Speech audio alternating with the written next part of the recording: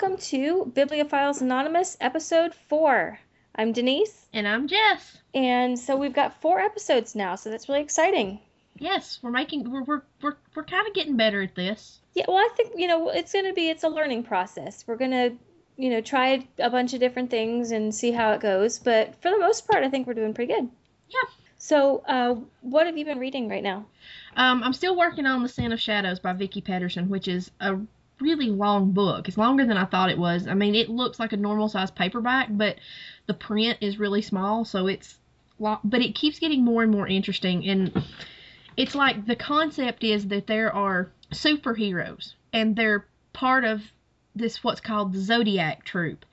And what that is there's a person that represents each zodiac sign that are like the leaders of the troop, and there's a light side and a shadow side for each sign, and they're like in constant war with each other. And the main character, Joanna, she is very, very special even for a zodiac. So it's gotten really interesting, and I'm hoping I'll get to finish it soon. And I just got the new J.D. Robb, what is it? Oh, Delusion in Death. Just came out in hardback, and I haven't got to start it yet because I got it from the library and my mom read it first. So, but anybody that's never read those, they're about a New York City detective, and they're set. The first one starts in, I think, the year 2058. I think they're up to the year 2061 in the newer ones. She's a lieutenant in the New York Police and Security Department named Eve Dallas. And it's about her and the cases she works and her friends. And they're really, really good. They've got a lot of humor in them. And, there's some sex in them, but it's all, between Eve and her husband. Nobody's out having promiscuous sex. Okay. I know that offends some people. Right. But it's all her and her husband but they're actually really good, and the sex scenes are not so graphic as to be a put off. Okay. But I love cop procedurals anyway. I think I mentioned that on the last podcast. Yeah. I like cop stuff, so I'm really excited about starting that one. Cool. And that's pretty much it, because my life has still been kind of crazy. Yeah, you've been having a lot going on, so. Yeah, I've been. Well, I'm cook dinner every night, and that's something I'm not used to. My mom usually does that, so I've managed not to poison anybody yet, so I'm doing good. Well, that is good. Well, I'm still reading Feed by Mira Grant, and I've got to say, I've been reading it with the people over at markreads.net, and he's the one I think I mentioned before with this book. He posts a review for each chapter that he reads, and he reads one chapter per day. Well, in this case, he's actually reading 2 books, so it's alternating. And so now it's reading one chapter every other day. And it's getting really, really hard to stay with that because this book just got really, really good. It was really good before. This is the one, it's kind of a zombie apocalyptic future kind of thing. And it was really good before, but it was a lot of setup and a lot of backstory explaining how things got the way they were. And now it's like the whole thing has just exploded. The plot has just really arrived, and you get to the point now where you just really want to know what's going to happen next, but I have to wait to read the next chapter 2 days from now. I don't know if I would have the willpower to put it down. I would have to go ahead and read it the rest of the way through and then go back and read each chapter. It's so... it is so hard, but I also know, because I've read books with this group of people before, it's really a lot of fun kind of discovering it at the same pace as all these other people. So I'm trying to make myself, rein it in. But the thing with this book is it was so unexpected, because you almost expect it to be kind of a horror story if you're talking about zombies and, people getting killed or eaten or whatever. But it's really more like a political suspense kind of story. Yeah. That just happens to take place during a time when there's zombies. And so there's a lot of little twists that are happening here. I think I mentioned it's following a presidential campaign, and now it looks like somebody's trying to sabotage it. And, we're following these bloggers who are trying to, follow the campaign. And they're trying to see what's going on and trying to figure out who's behind all of this. And like I said, it's just getting really, really good. And I just have to try and not read ahead, and that's really hard. I have read books like that I started reading them. I could not put it down to the point where I read until I finished the book. It took me 12 hours of straight reading because it was quite a long book, and I couldn't put it down. I don't know if I would have the willpower to read one chapter a day of something like that. I don't know how Mark does it, but I know, like I said, I know from experience that it's just a lot of fun to do it that way. But gosh, this one's getting really hard to do that. I just want to keep reading the whole thing. I'm probably about halfway through it now, but it's really, really good. The other book that I'm reading is one that we're actually going to talk about on the podcast, I think in 2 weeks. It's the next book that the Tavern is doing for their book of the month, and that's The Demon King by somebody whose name I don't know how to pronounce. Cinda Williams Chima, I think so. Cinda Williams Chima, or Chima, something like that. I don't know how to pronounce her name. I feel bad. But I've only just started that one. So far, it's pretty good. It's a pretty straightforward fantasy so far. There's wizards, and I'm having a little bit of trouble figuring out exactly how their world is structured.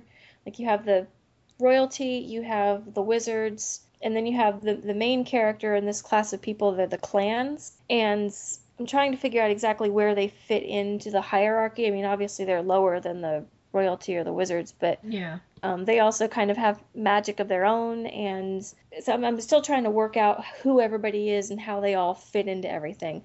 But so far, it seems really interesting. I've only read, I think, the first couple chapters, but I think I suggested about that here. Yes, I think you did, because you had found it at the used bookstore, I believe. No, actually, that one, I believe I bought at Barnes & Noble. Oh, okay. Holly and I went in there one night, and I saw it, and I was like, ooh, this looks interesting. Let's take it home with us. That was back when I had money. But yeah, I haven't started it yet. Hopefully, because I know the J.D. Robb book will only take me like a day and a half to read. They're usually really easy reads. Mm-hmm. So when I finish that, I will probably go ahead and start The Demon King. Actually, I probably won't. I never start the Tavern Book Club books until like 3 days before we start the discussion. I'm horrible. No, you're not. You're just busy. But hopefully when I finish the J.D. Robb book, I'll go ahead and start that one, because it's sitting on my shelf. I don't have to hunt it. I have it. That's why I was excited. All of the books that got suggested were things that I had, except for like the last 2. And my library had them. So I was like, awesome. I don't have to hunt anything. Oh, I would like to mention, we haven't done another one yet, but the other Goodreads group I'm a member of, and I have to recommend this book, The Night Circus by Erin Morgenstern. That was I've been wanting to read that one. It is so good. And it's not good in the sense that a lot of things are good. It's a very surreal and dreamlike setting. I mean, it's very interesting. I loved it. It's not something that I would have picked up on my own, but reading it in a book club, I really enjoyed it, because, I mean, the woman is a genius at setting without being too wordy. Okay. A lot of times people will get so into setting and setting the mood and conveying feelings and and things you should feel and see and things, and they use way too many words to do it, and their book ends up being description heavy. Uh-huh. But she manages to do it with a minimum of words and a maximum impact. It's really, really good. Oh, I love that when authors can do that. And I wasn't thrilled with the ending, because it was one of those that they kind of leave it open to your interpretation, and I don't really like those.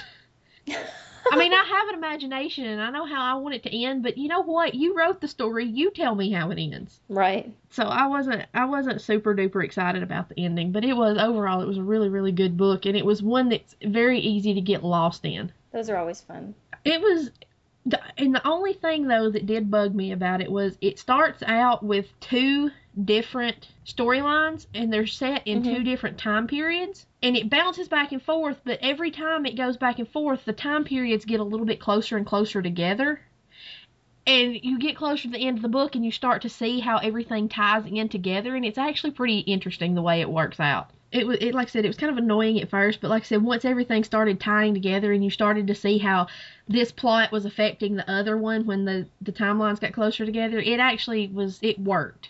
it was interesting. Cool. Okay, well, let's move into our main discussion tonight, which is Angel Fire by Courtney Allison Moulton.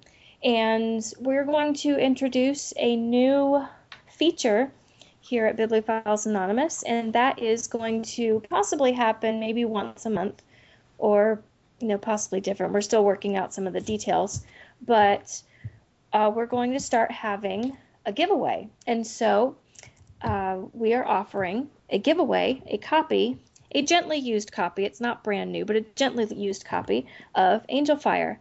So if you are interested in winning a free copy of this book, you can email our email address at bibliophiles.podcast@gmail.com and just put Angel Fire in the subject line, and we will do a drawing, and somebody will get a free copy of the book. Sounds like a plan. Yeah, so Jess, you first read this and recommended it to me, so why don't you start talking about it? I found it at my library. Like I said, my local library's young adult section has exploded over the past few months. They've gotten lots and lots of new stuff, and I hate to admit it, but a lot of times I do judge books by their cover, and I picked this one up, and the cover looked interesting, and I read the blurb, and I thought, okay, I'll read this. And I got it home, and I have to admit, for like the first half of the book, Ellie, the main character, she's 17? Yeah. She really annoyed me because she was one of those entitled little rich girls. But by the end of the book, I actually liked her. She kind of got over some of that. And what I found really interesting was, okay, there's going to be spoilers, people. Yeah, there is. But I don't think we should give away the final reveal at the end. Yeah, that one of who Ellie actually is. Yeah, they need to figure that one out for themselves. Yes. The fact that you find out she's this mystical warrior called the Preliator, is that, I don't really know how you would pronounce that. That's anyway, about what I figured out. She keeps being reincarnated, like if she dies, and she hunts these things called reapers. And it turns out that there's demonic reapers and there's angelic reapers. And she is on Earth to kill the demonic reapers. And, it kind of reminded me of Supernatural and the kind of things that I see on the show, and I picked it up and read it. Well, the other thing, too, is that she meets this boy who's named Will. Yes. And Will has been appointed her guardian and has been following her as each time she's reincarnated. And this time, it took her longer to come back, and I don't know why. And she's having a hard time remembering. Yeah, she doesn't remember hardly anything about her previous life. She just thinks that she's a normal teenage girl who goes to parties and, goes to high school and has friends. And it's taking her a long time to adjust to having to be this whole other alter ego. Mm-hmm. And so part of that was, I guess maybe part of that was why she never really irritated me, because I know you said you didn't like her at first, and I didn't really have that problem. I mean, she was kind of a spoiled little rich girl, but she wasn't, to me, it only bothers me when they're really obnoxious about it. Yeah. And she was never came across as being obnoxious. She was just, she was from a wealthy family, and of course she feels entitled because, she's always been given lots of things. And do I completely relate to that? Not really, but it didn't bother me. It wasn't like she was throwing this around in people's faces. It was just, that's just her life. And then there's the whole thing with her dad. There is something important going on there. Oh my gosh. I wanted to kick him. Oh, yes. When he told her, what was it? Oh, when he got mad when she wrecked her car. Yeah. And she told him that she hated him, and he was like, I don't care. Uh-huh.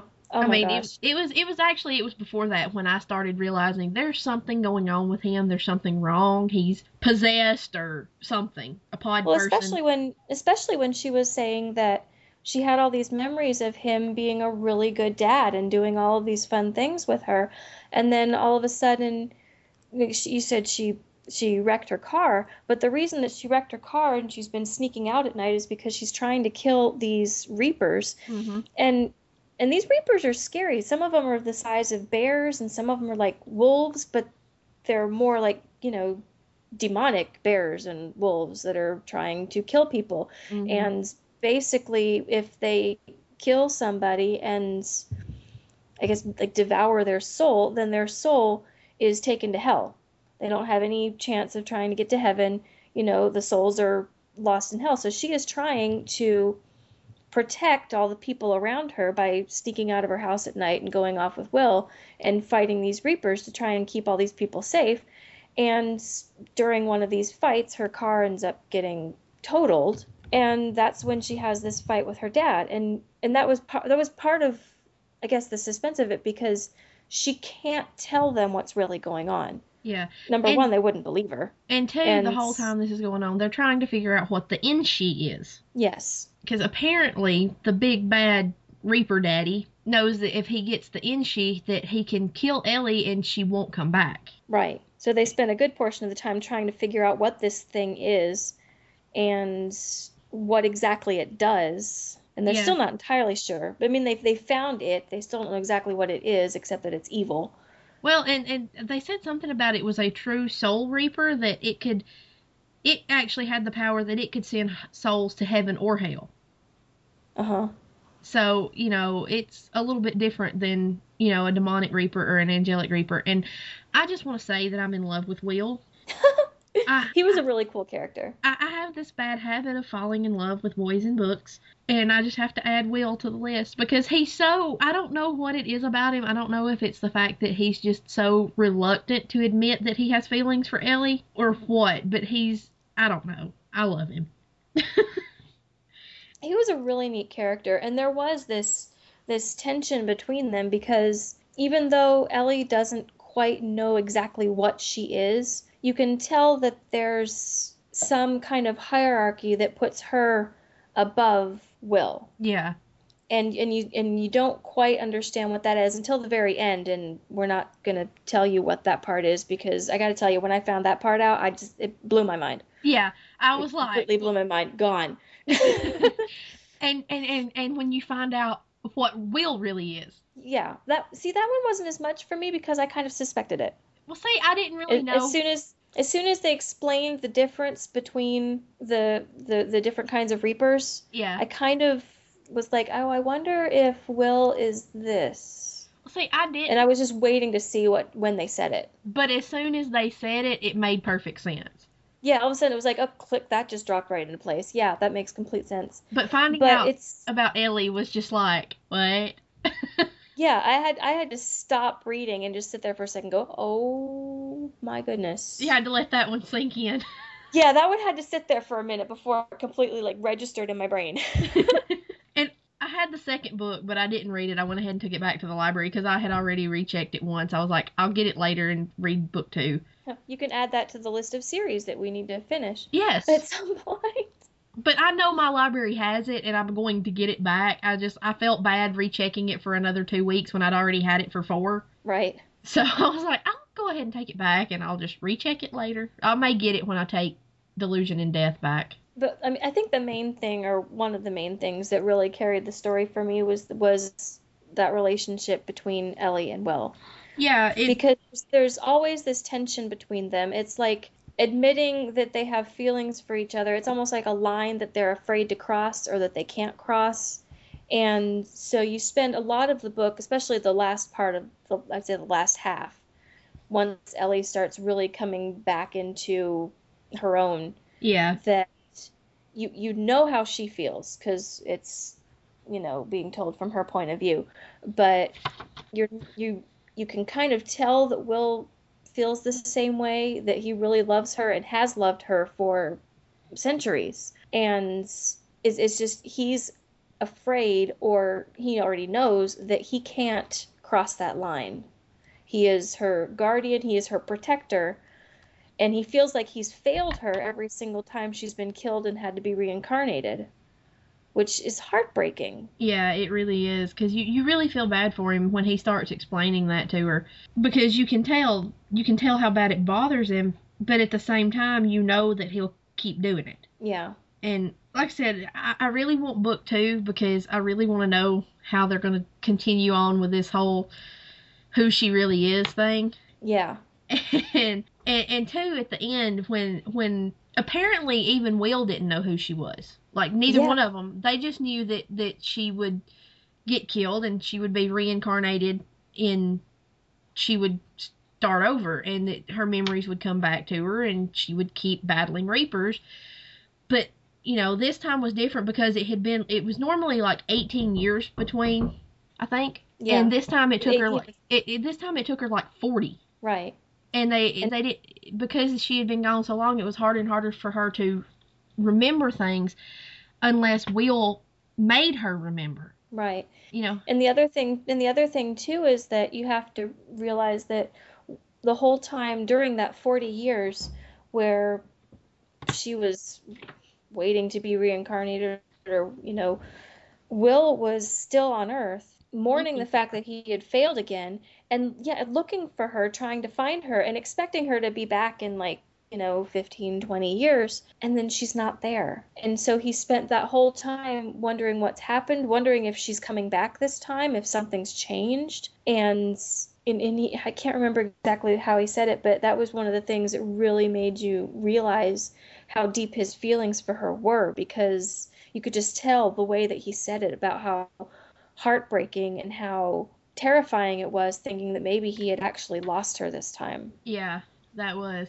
And her swords. I love the fact that she can just call these swords, just will them into existence and will them out. And I also found it interesting, her use of angel fire. The fact that the way the angel fire would kill the demonic reapers. Yes. Because her swords are awesome. Yeah, the fact that, all she had to do was, give one of them a deep cut while her swords were flaming with angel fire, and it would, completely consume them. Mm-hmm. But, there was also a flip side to that. If you found somebody that could use demon fire, it would do the same thing to the angelic reapers. Right. But, yeah, it was interesting, and I would like to read the next book, but it's probably not something I would buy and keep and reread. I mean, I reread a lot, but I don't think I would ever read it again. I think I would want to read it again, possibly, just now that I know where it's going. Yeah. And I know the identity of Ellie and Will. I think it would be interesting to go back and read it again and see all the little things that I missed because I didn't know who they were. That's true. So I would probably read it again. I would probably read the second one, too, at some point. I've got too many other things on my list of things to read at the moment, but I would definitely be interested in reading the second one. And apparently which would mean probably have to reread the first one. She's apparently writing a third one, too. Oh, really? Yeah, I looked it up a while back. I don't remember what the name of it was. Book 2 is Wings of the Wicked. I'll look it up on Goodreads and see if if they list the third book on there. I saw it on Fantastic Fiction, yes. I think. Yes, it's the third book is coming out next year, and it's called Shadows in the Silence. I like that title. Oh, no, okay, I started to say, I've read another book with that title, but that was Song in the Silence. No, so this is, I don't know if it's going to be a trilogy, but there's going to be at least 3 books. I don't know how she could drag this out into much more than a trilogy. I mean, if you're going to make more than a trilogy, you kind of save the revelation of who Ellie is for, book 2 or 3. Yeah. Well, I guess it depends on where she's going and how far she's taking this, because there has been a trend lately, especially with young adults, about stories with angels, demons, and heaven and hell. There really has been, hasn't there? Sort of thing. Yeah, I mean, even when we were talking, I think a few episodes ago, of Cassandra Clare's Mortal Instruments series. Yes. I mean, that's angels and demons, and the fight between the two. Yeah, shadow hunters. Sure. There's been several. I blame Supernatural. Years, so, yeah. I blame that TV show because that's basically what that show is. It's the brothers are the earthly vessels for Michael and Lucifer. I mean, okay, they're in season 8 now, and that was revealed in season 4. If you haven't seen that, then you're desperately behind. I haven't watched that show at all. You told me I have to, so I need to get on it at some point. It's really okay. The first 5 seasons are really good, and season 8 started last night. I haven't got to watch it yet because we don't get the local affiliate stations on our satellite. We're supposed to, but apparently our receiver is missing some kind of converter thing that it needs to show them. And So I didn't get to watch it. I'm gonna have to look it up online and watch it, and I haven't got to yet. So I will let you know if season 8 is as ridiculous as 6 and 7 were. But definitely watch the first 5 seasons. They were really, really, really good. And Okay, I will get around to it. I and, promise. I just don't have a lot of time to watch television anymore. and I think a lot of the whole angel and demon thing comes from that because, like I said, Sam and Dean and the whole heaven and the apocalypse and all that stuff. I think that's probably what spurred this round of young adult angel, demon, heaven, hell novels. It could be. Of course, then you run across the occasional book that combines the angels, demons, heaven, and hell with vampires, and that is really interesting. That was the Blue Blood series by Melissa De La Cruz. Yeah. They were really good, but wow, that's not what I expected. So. Well, just remember, if you would like to win a free copy of Angel Fire by Courtney Allison Moulton, be sure to email us at bibliophiles.podcast@gmail.com and put Angel Fire in the subject line. And we will do a drawing sometime this week and announce the winner on next week's show. Yep. So get your emails in by next Thursday, which would be October 11th. Yep. And then we will decide who wins, because it really is a good book, and I think it did some really interesting things, some things I hadn't seen before. Yeah. So the concept was actually really good. I mean, I knew that when I started, that the whole concept was something that I hadn't seen 100 times, and it was really good. My problem was that just at first I couldn't connect with Ellie, but when I finally did, it was a really good book. Yes. And as always, you can visit us on the tavern. And if you've read Angel Fire, start a thread. We'll jump on it. We'll discuss it with you. Absolutely. So you can find us at the tavern. You can find us on our Goodreads group. You can find us on YouTube if you prefer to listen to the podcasts that way. We're on YouTube. So as always, if you can leave us a review either on YouTube or on iTunes, we would be glad to hear it. And if you have any comments or feedback you'd like to give us, you can send that to our email or through iTunes. Yes, and please do. We like to know if we're doing a good job or what we need to do different or anything. Yeah. Or book suggestions. If there's anything you would like to hear us discuss, something that you've read and you would like to know what we think, tell us. We'll hunt it down and read it. Absolutely. Next week, we are going to be discussing the top 100 banned and challenged books for 2000 through 2009? Yes. This past week was Banned Books Week for the American Library Association. So our show next week will be discussing, well, the topic about banning books or challenging books in general, but then also going through the list and talking about specific books that we've read and what we think about. Yes, because I have a soapbox about a couple of them. Yeah, me too. I mean, me too. Number 1 is the one that really gets me, and if you want to know what that is and what we think about it, listen to us next week. Yeah, because we have plenty of opinions on that topic. We have plenty of opinions on everything. That's also true. All right, so we will talk to you guys next week. All right. Bye. Bye.